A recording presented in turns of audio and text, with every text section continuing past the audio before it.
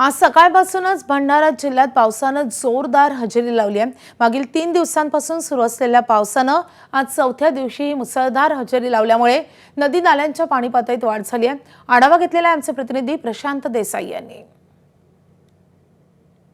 मागील 3 दिवसांपासून सातत्याने भंडारा जिल्ह्यात पावसाचा जोर बघायला मिळतो आणि आज चौथ्या दिवशी सुद्धा सकाळपासून पाऊस मुसळधार पडतोय।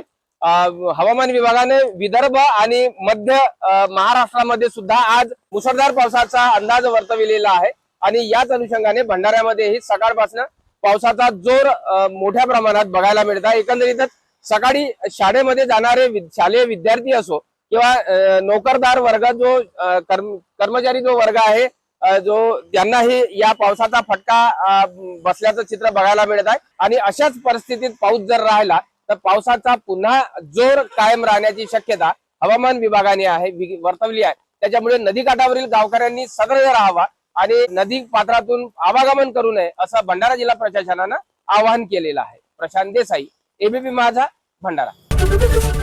एबीपी माझा, उघडा डोळे बघा नीट।